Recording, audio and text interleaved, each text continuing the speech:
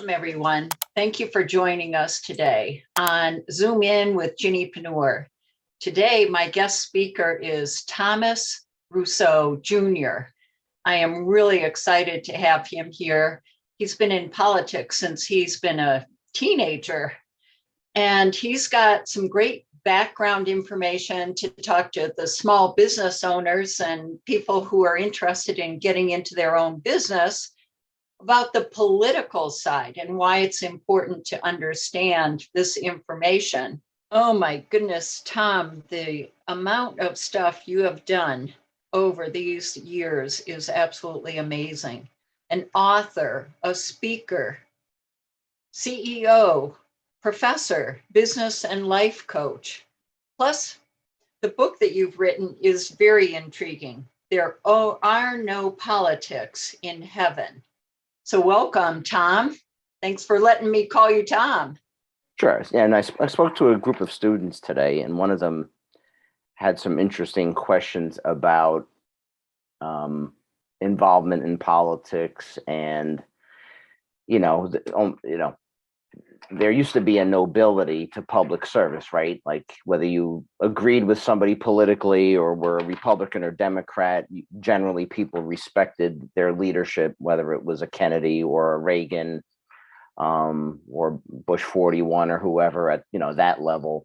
And we've kind of lost that as time has gone on. And, some of it's self-inflicted, some of it is just the partisanship of the world we live in.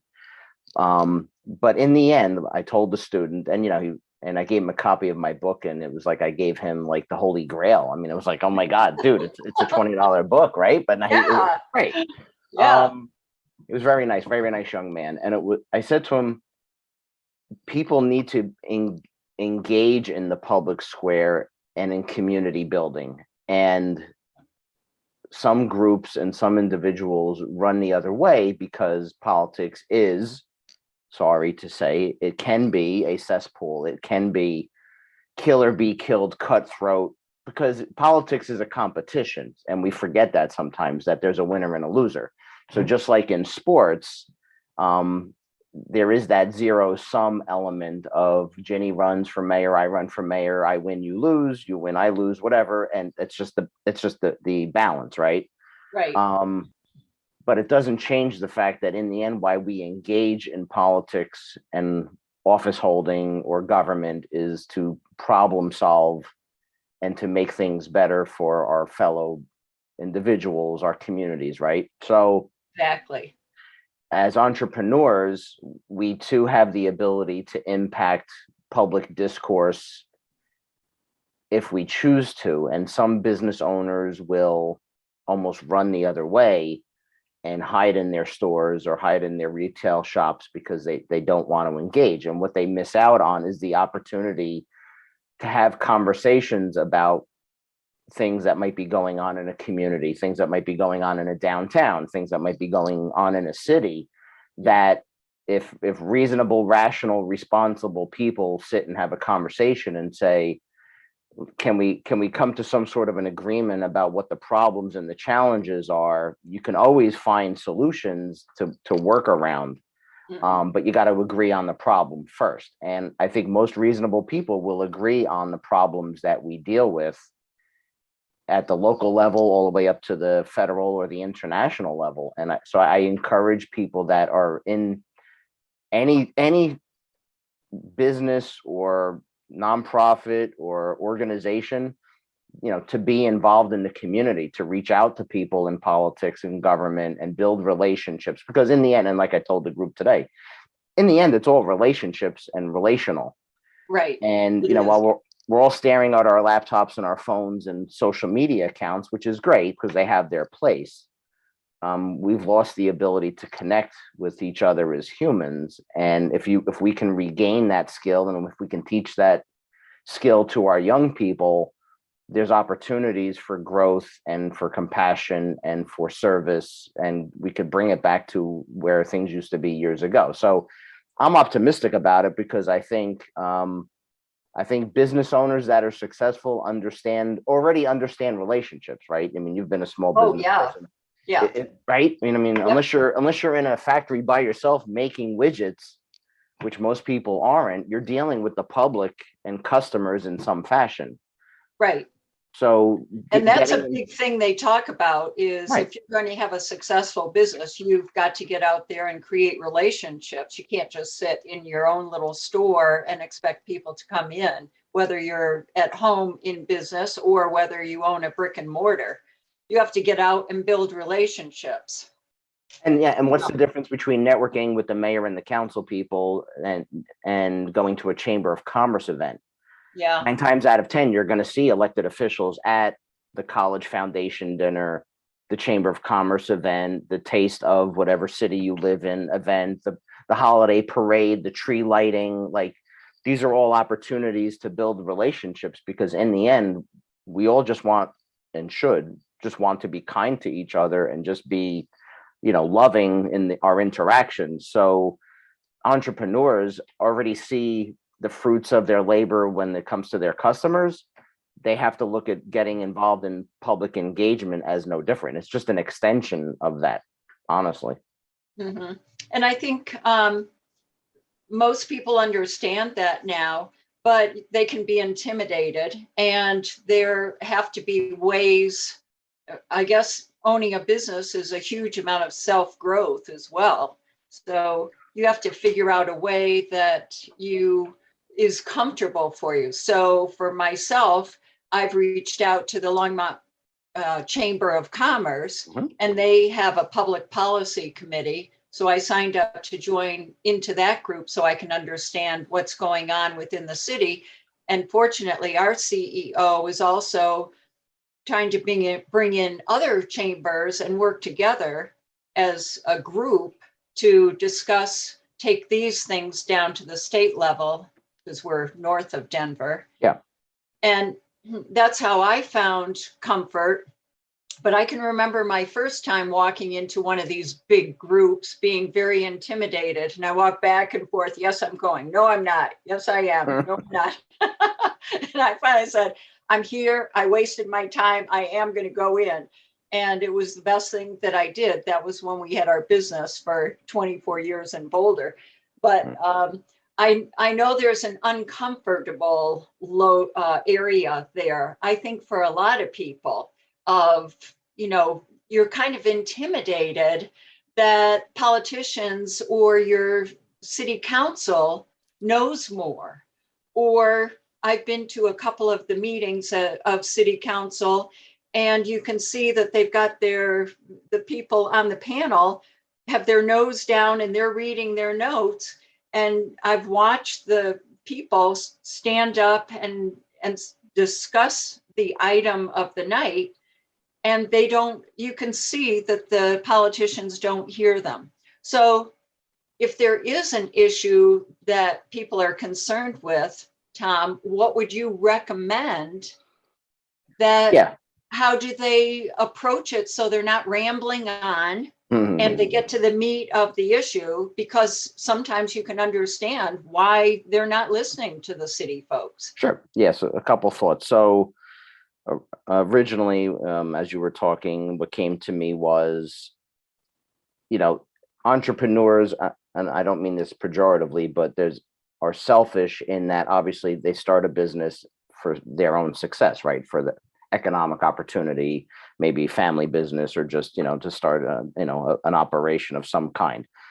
And that's fine. And we're all selfish, and we all have that self-interest, I guess is probably a better way of saying it, but we're also part of a bigger community, right? Yes. So you want to have that rhythm between doing things for your business and the community around you, right? So there's that one thing. The other thing is, I get what you were saying about the networking, and the skill that I taught myself a million years ago was this is the common mistake people make. And this is funny. You go to an event, let's say it's some sort of a dinner event, and you walk in, and let's say you really don't know anybody. Yeah. And the natural human inclination is, okay, there's a table of 10 people over there, and they're all having a good time. And part of you is naturally attracted like a tractor beam to that group because it's the good looking group. They're having drinks and food. And it's like, that's the fun table. I want to be at the fun table. I don't want to be at the little kid table, right? Yeah. But that's not what you do. Because if that group is already formed, they're already in their little tribe. That's not Yeah, the table you click. want to. Yes, that's not the table. That's the table you avoid. What you do I know. is you find the single, the couple, the two or three, and you go and you start your own tribe. Yeah. And that's what you have to learn to do. So like some of the best conversations I have had have been with people on the food line that weren't there with anybody. And I'd be like, my God, is that like the best chicken marsala you've ever seen or what? And they just start laughing or whatever. And then before you know it, they're my best friend and I got their card. Just Yeah. because I broke the ice, something funny, just something to, right. So Yeah. networking doesn't always have to be this grandiose, I'm walking into the room with 1,000 people and everybody turns their head like I'm a Kardashian and like, how good am I and how good do I look? And it's not what it is. That's like, sometimes it's just, I always say, you go to an event, meet one new person, just one. So if you go in thinking that, it totally takes away the pressure because it's like, all right, out of 100 people, I can meet one person, just Oh, one. I like that. That's great. Yeah, because people try too hard. It's like I gotta be nice to everybody. I gotta talk to everybody. You might go to an event and not talk to most people, but if you talk to 10 really great people, or 5 or 3 or 2 or 1, that could be the one person that changes your life, or changes True. your business, or changes your marriage, or changes your kid's acceptance into USC. I mean, whatever. Like, okay, like you don't know who you're gonna meet at these events. I treat it like it's a scavenger hunt. Like if I know I'm odd, but like what treasure am I gonna find today? Because to me, Yeah. everybody's a treasure, right? So what Yeah. unique story, who were they related to? What business did they start 50 years ago? Like everybody's got a story to tell. Like I wrote a book, but everybody's got a story to tell. Like find out what their story is. And everybody loves to talk about themselves. I'm sorry, it's everybody's favorite topic. So Yep. Yep. if you can engage people and ask them questions, what do you do for a living? Tell me about your business, family, whatever. People will come out of their shell organically and it's not so contrived. The worst thing you could do is, and I'm sorry, I'm just gonna be honest, it's like, boy, some weather we're having today, man. Yeah, I know, right? Like, is it warm? Is it cold? Like it drives me bananas because it's like the most banal thing. And I know it's an icebreaker, but it drives me crazy because like I'm not there driving and spending money to talk about the weather. Well, I have to tell our viewers that you're from New Jersey, so you have all sorts of weather. We're in Colorado, and so we get snow, and it's gone in the afternoon. Oh no, I got 4 seasons, and last week was 30 degrees and 70 degrees in the same week, and it's like, make up your mind, Mother Nature. What are we doing here? And then the last thing sometimes it can be a good subject, but right. And then the basically last what thing I'm saying is, no. And then so you talked about going to the meeting. So here's the inside tip. 9 times out of 10, you're going to go to a council meeting, and you're not going to get feedback because at least the way it is in New Jersey, it's not a public conversation. It's public comment. So the way it's structured in New Jersey when you go to the meetings is that 3 minutes, 5 minutes, whatever it is, you could sing Fred Astaire tunes if you want for 3 minutes. Nobody cares. But like that's your opportunity to say what you feel, talk about what you feel. And it's something that concerns you, you like, dislike, or whatever. But you can't go to the meetings expecting the back and forth because Robert's rules and the way it's structured, that's not what it is. So if you really want to talk to somebody, and I hate to say it, if you want to get a response, get there before the meeting starts.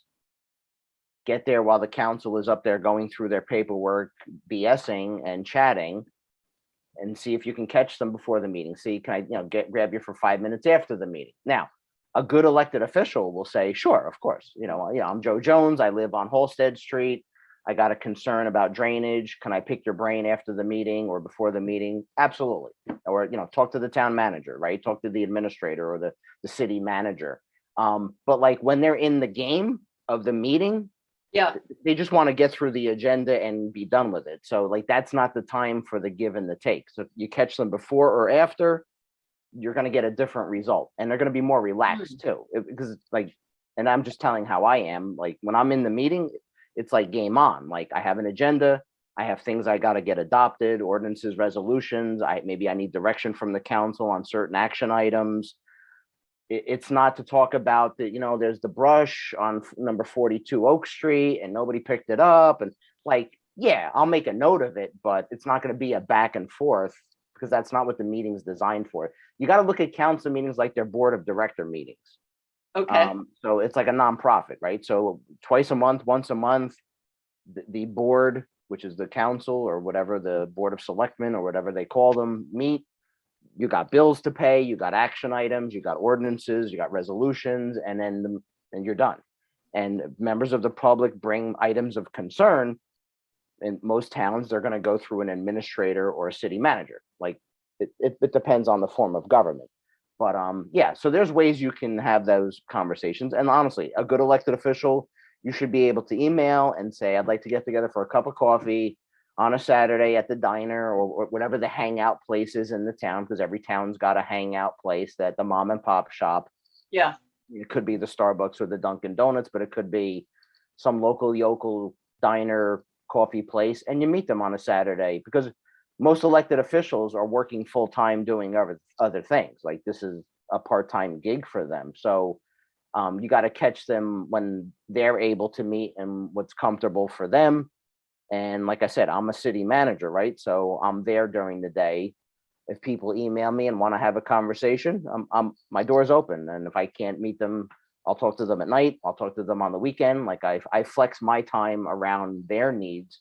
And I think most people are good about their time that they'll do that. So yeah, don't go to the public portion of the meeting Mm-hmm. thinking you're going to solve the trash problem, because you're not. But if you do it before Even or if after, that's an issue, even if that's an issue that comes up for discussion and they're asking for public feedback, you're saying you're better off. that's different. I'm saying if you're, I'm not like that's different, because if Oh, let's say okay. there's let's say like I tried to get an improvement district in the town that I run, business improvement district, where they add taxation into the district, and then the taxes generated go for like street improvements, road improvements, lighting improvements, music, events, and it's called the special improvement district in New Jersey. It's called the SID or the BID.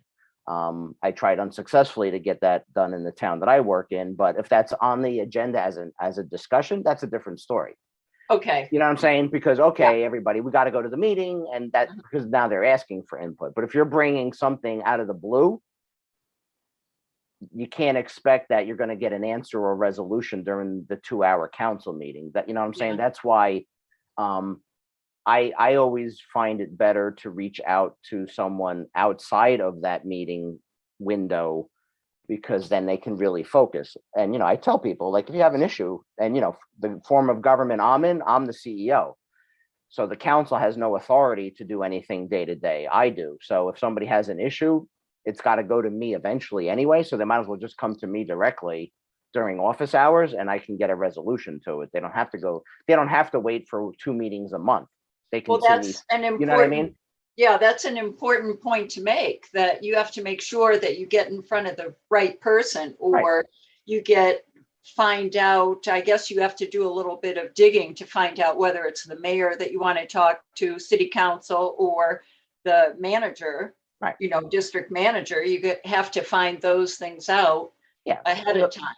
And the websites are usually easy enough to navigate that you'll see, all Yeah. right, is it the mayor, is it the administrator, or is it combination of, and do some outreach. And like I said, people that take the work seriously like I do, I mean, all it is just a different form of customer service, right? Yeah.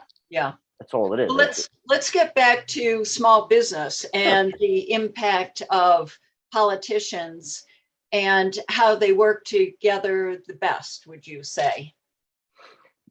Yeah, so small business owners make some of the best elected officials, in my experience, because they understand the impact of ordinances and laws on how they operate their day-to-day life. So it could be as simple as whether a downtown should be one way in terms of the road and how that might impact traffic pattern. It could be the town is looking to add a parking garage in an area, which might facilitate growth in terms of opportunities for businesses, in terms of their customers to have places to park. Lighting, decorative upgrades, like the town I'm in, we're doing $33,000 in planters for the downtown. So small business owners get how these little things, which might seem small, can have a big impact in their retail store, especially if you're in a downtown or a city. Um, so being aware of what the community is doing and reading, and I know this is boring, but I do it for a living, but like reading agendas and, checking out websites and signing up. Like if you're in Miami, well, you should be, and let's say you're in the city of Miami, like you should be attached to their Facebook page, their LinkedIn page, their Instagram, because you're going to learn about, hey, check out the new thing we're doing. We just upgraded our electric vehicle stations or something. Oh, well, that's interesting. Like good towns will promote and talk about the things they're doing and want engagement. But how do they do that? Well, they're going to do it through their website and they're going to do it through social media. Right? They're not going to call you. They're most likely not going to mail you. Now, I do newsletters a couple times a year. I do an annual report. But if you want day-to-day engagement in civic affairs, it's going to be website and social media. So if you're an entrepreneur in a city or a town and you're not liking or connected to the place you live and work, that's on you. Like you have to do that, right? Or maybe it's the county you're in or the state you're in or whatever. So that's a very basic thing you can do to learn about, hey, what's going on in town. Yeah. The other thing is volunteering your time. And I know entrepreneurs often don't have a lot of spare time, but I mean, you've talked about it before, that, the Chamber of Commerce. Chambers of Commerce are always looking for volunteers. They're looking for people to be a part of the policy committee. They need speakers for the lunch and learn. They need somebody at the breakfast. They do fundraisers. And I'm not saying you have to do it every day or every week or every month, but you got to get out of your comfort zone and get into that environment too, so that you're, I have a municipal pool. So when I do an open house for the Chamber of Commerce at the municipal pool. So we did a pool party. Now, nobody used the pool, but we had music, we had food, and it was like the Ritz-Carlton, it was amazing. And it was fun. But it takes away kind of the tension of, all right, I'm in a ballroom, I'm at a Holiday Inn. Like, no, you're at the municipal pool. It's a beautiful facility. It's 75 degrees. It's 5 o'clock. Maybe there's alcohol or not, who knows? And and you have hors d'oeuvres and you're like, wow, this is like fun. But that's where look, it's the mayor, and the mayor welcomes everybody. And okay, mayor, hey, what's going on in town? Or I saw that you guys are looking to change the parking hours in the downtown. Like, meet people in that social setting. The conversations are just more relaxed and organic, and they just you know what I'm saying? It doesn't always have to be stuffed shirt, suit and tie in the council chambers. It can be at a simple event. It could be catching somebody at the Little League game. And I'm not saying you're drilling them about an ordinance, but it's just having a conversation with them. So, there's definitely opportunities for that kind of conversation. And volunteerism is important, and engagement. In the end, we're all human and we all want to be successful and happy. And I think entrepreneurs and small business owners add a lot of credibility to what towns do. Like, I have a parking authority, right? So we manage parking lots, we manage parking spaces or whatever. So obviously the businesses have a great sense of what works and what doesn't. Maybe signage is missing. Maybe we need more signage. Maybe the hours aren't working anymore. So they gotta be engaged. They gotta be involved. So yeah, entrepreneurs often, I think we have enough lawyers in politics, not to upset any of the lawyers watching, but we need more entrepreneurs and business people, because managing staff, managing budgets, dealing with regulations, that's what business owners do. And that's why they get what we do at the government level. Right. Yeah. Yeah. I love that. That's great input, Tom. Thanks. And tell us a little bit about your book. Yeah. So my journey of politics began when I was in the womb. And for whatever reason, as a little kid, I had an interest. I know, it's funny, but it's true though. Yeah. So when I was a kid and kids were doing coloring books, I was coloring electoral college maps, and that was the joke. But it wasn't a joke. Yeah, it was Florida a red state? Is it a blue state? Is it a purple state? So I just had the bug early on, and as a child, I kind of gravitated towards current events and people that were in politics. And at that time, it was Ronald Reagan, my governor in New Jersey, Thomas Kane, popular, well-spoken, well-respected, and I just gravitated towards that. Like, wow, that's interesting, right? And it kind of forced me to learn about, you know, government, politics, and just things like, well, I'm reading, U.S. News and World Report as a kid. I'm like a freak, right? Oy vey. Definitely. Yeah, it is what it is. But yeah, I mean, I used to memorize the Guinness Book of World Records and the World Almanac too. So there you go. Oh Yeah. my goodness. That was Wow. fun though. I always at least I had useless facts at my disposal. Anyway. But as a child, I experienced a lot of bullying and other things that were negative, which affected my future, which we'll talk about. So high school, I starved myself between sophomore junior year. I lost 100 pounds, and I got this odd sense of acceptance from people, because when I was the fat kid, everybody made fun of the fat kid and ridiculed him. But then when I starved myself and lost the weight, then everybody was nice to me, and then I was accepted. And it was a sad lesson, because it was like, all right, you give the people what they want, then they're going to like you. And at that point, at that age, I didn't have a sense of self-worth or even self-love. So I was seeking it externally. Those are all really horrible qualities for a guy who's going to go in politics a few years after that, honestly. So I get my bachelor's, I get my master's, I get involved in local politics, campaigns. My best friend runs for office. He's 31. I'm 23. I run his campaign. He wins. I get on the zoning board at 24, and then I'm running for town council, and I'm the youngest ever elected in my town. Okay, well, there you go, right? So I do my 2 terms. Fast forward a few years later, I get remarried in 2012, the town I live in now. I get on the library board, I get on the zoning board, I work on campaigns. It's like the same, it's like I repeated the same story. And then they asked me to run for office, and I was like, nah. And I ran for office again. And the problem was, I shouldn't have run the second time. It wasn't good for me emotionally. And it was like high school all over again, because I wanted to be a part of the clique, the aforementioned clique we talked about. Yep. And that's when the anxiety and the depression and the thoughts of suicide started for me, because I realized what a fraud I was. And it was like, why am I living my life to be a people pleaser? Or why am I living my life the way other people want? Like I knew there was an internal conflict, and I couldn't handle it emotionally. So in September of 2015, I made the decision I was either, going to live, or I was going to kill myself. And I didn't know which path I was going to choose. And I had a spiritual transformation that I kind of went through, and I decided my path was going to be more faith-based and spiritual. And that began my journey of blowing up my life and recreating Tom. Like at that age, I mean, that was 7 years ago. So I'm in my early 40s. I'm like, all right, I'm married. I got 2 stepdaughters. I'm a town manager. I'm an elected official. But like, who am I?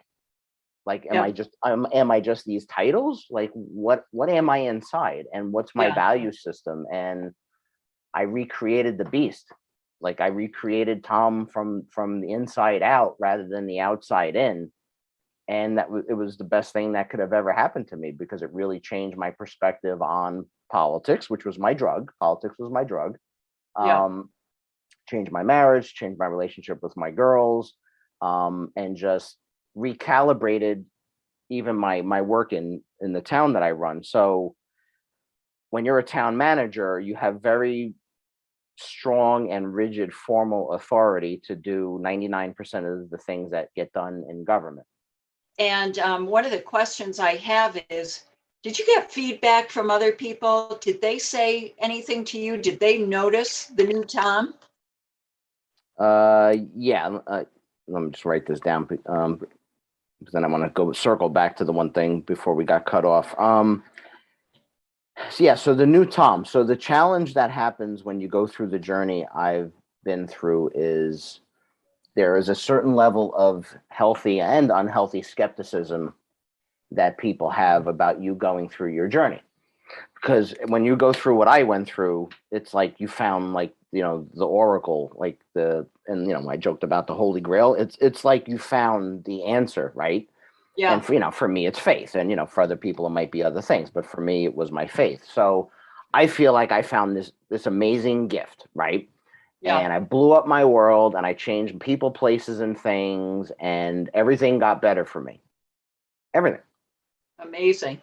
Right. Thank God. But there was still skepticism, family and friends, like, nah, it won't last. Oh, Maybe it's not sincere. Maybe there's an ulterior motive. uh-huh. Maybe the manipulative Tom will still come back. Maybe a certain situation will trigger blah blah blah. And Wow. it's sad. Yeah, it's sad because when you're me, then you've hit rock bottom, which I did. Obviously, I almost killed myself. You realize that's just another form of living for them, that I'm not getting involved in that game, because that's what got me into the position I was in, right? So yeah, it's a powerful lesson that you kind of have to push through and say, you know what? This is exactly why I don't want to live the life I led, because now you're skeptical about who I am or what I'm doing. And so you have to learn and train yourself to stay grounded and almost tune out the noise. So, and in a way, it's kind of sad because you want your spouse and your kids and friends and family or whatever to like to be your biggest cheerleaders. It's Yeah, right. It's a natural thing. of Like, of course. course. Yes. But then you realize I'm not doing this. If I do this for their adulation and affirmation, I'm back to where I started. Yeah. And it's not about that. It's about, for me, it's my peace and my faith and me being centered and grounded in those things. Because, and I said today when I spoke, like everybody else, okay, I obsessed over finances and health and jobs and retirement or whatever, the million things we all think about in life. And I realized if I was grounded in my faith and centered in something bigger than myself, all those other things took care of themselves. So now I focus on my relationship and my spirit with God, right? It's my belief system, and everything else falls in line. Rather than obsessing over 13 things, I focus on one thing, and that's what grounds me every day. Uh-huh. And I start my day with an attitude of gratitude. Like, every day is not perfect. The cancer will come, the job loss will come, the finances will stink, the stock market will go up and down, the spouse will love you or hate you or whatever. Yeah. It's life. But the dog will always love you. Thank God for my dog. I mean, he's outside the door listening right now. He wants to get in on this. Lucky's out there. But yeah, right. But people can be finicky, and even those that love you can be finicky based on what they're experiencing or what their day is like. So the new Tom is the consistent Tom, and people had to learn to accept that. But that was their journey. That wasn't mine, right? And then the other thing I wanted to reiterate when we got cut off was when we were talking about my city manager work. As a city manager, I was saying I have very formal authority that I can do a lot of things because I'm the chief executive. And what was great about my journey and how my leadership style changed was that I started focusing less on what can Ginny do for me, but what can I do for Ginny Mm, if you were one of my employees, because I have right. 150 employees, and it's a small organization. But it totally flipped my operation so that I looked at my employees more as people first and employees second. So it wasn't about what can Ginny do to help Tom. It's like, if I help Ginny and I help Ginny be the greatest, whatever you are, treasurer, HR director, whatever, whatever your title is.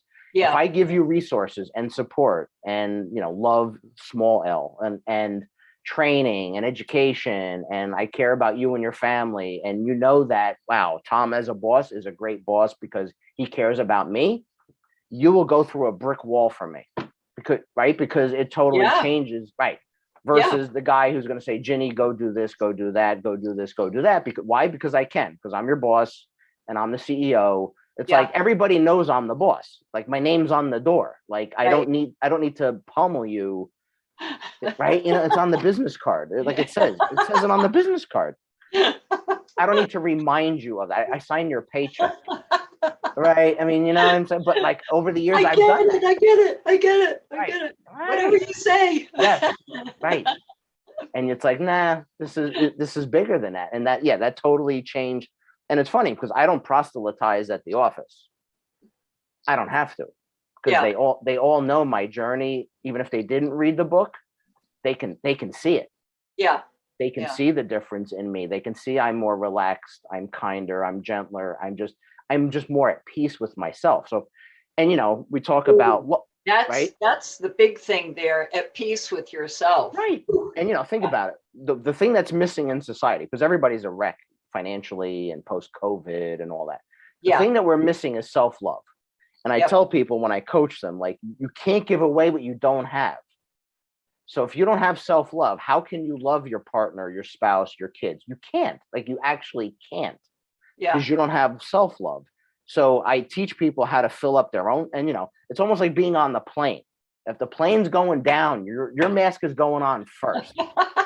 Then you take care of Johnny and Susie. Okay, it's like, but it's the truth though. So you got to, like, we've totally lost the art of self-care and self-love, because we think there's this nobility in doing for others, and there is, but not at the expense of yourself, because you can't give away what you don't have. You can't. Yeah. I have to back you up for a minute, because my heart goes out to you for staying there. And maybe this is a guy thing, where they stay where they are and redo themselves. And that's a hard thing, because all these people knew you growing up. They've already got you in their mental space of who Tom is. Right. Well, I think for myself, instead of staying there, I would move. So I want to be somebody different. So I up and time for me to go. People to see, places to go. So I can remember thinking that when I left Boston after going to college there. I said, yep, nope, I got this opportunity. I'm moving. Don't have any money, but I'll make it work, And I did. I moved to Miami, and then I got tired of Miami, and I was ready to head on. I'd done my partying and playing and all that stuff. And that's a different way, because you're kind of escaping and not really facing who you are. Right. Yeah. One of the things I learned in my journey was most people will avoid the pain, and my traditional and my spiritual counseling taught me how to go to the pain, experience the pain, and then push through it. And that's what people have to do. So yeah, now in the end, you might decide, change of scenery, change of people is the healthy thing to do. But if you do that from a healthy place, it's one thing. But if you do it just to run, you can, at some point, it's going to catch up to you. And, as I mentioned today, if you don't deal with your childhood traumas, your romantic relationships will. Yeah. So my childhood trauma was the bullying and all the stuff I went through, and it resurrected later on in my life in my 40s.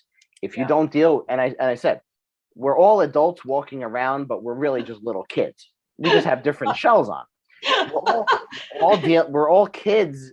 I dealing know. with some stupid wound, and we're born whole, perfect, and complete, and then the world screws us up. Sorry, world, but it happens. But it's like, okay, what's the pain? What's the trauma? Thank God there's, and I'm not just saying medicine and medication, but there's so many interesting counseling and other types of options for people to learn. All right, this is why I do what I do. And it's not, the 5-day intensive I did, it was a spiritual intensive, was the hardest thing I ever did, because I peeled away the layers of the onion, and I got back to the womb. Wow. And I relived all my wounds 0 through 18. That's a painful experience. That was tough. Right. But I had to do it. It's like, okay, because that taught me why I do what I do in my 40s.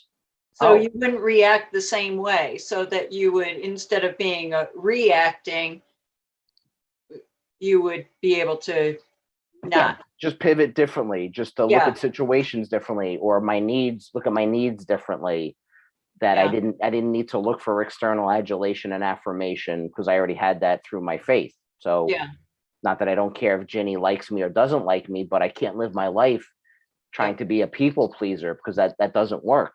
No, it doesn't.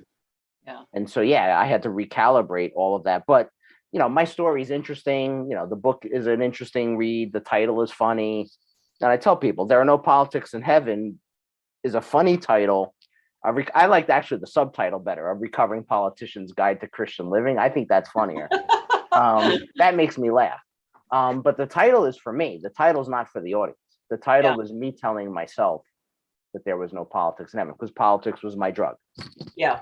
Yeah. Fascinating. Well, thank you, Tom. Really appreciate all this good input. And I want people to connect with you through, what's your phone number? Sure. My website is thomasrussojr.com. My phone number is 973-885-0857. I'm on Facebook, LinkedIn, Twitter, and Instagram. So if people want to connect with my website, social media, cell phone, text. I mean, I do individual and one-on-one, small group coaching. I do government nonprofit consulting. I teach at 3 colleges, and I run a town. So, I'm a busy guy, but I love making connections, and I love helping people. Because like I said, I think a lot of people are struggling right now to figure out their self-worth and their identity. And if we can all just love each other a little more, be a little patient with each other, I think there's opportunities to, raise the vibration of the planet and really get people into a better place spiritually and emotionally. Because a lot of people are suffering, and I think we need to recognize that. And I'm grateful for the opportunity. I admire the work that you do, that, and I'm always grateful for the opportunity to speak with you. So I appreciate it.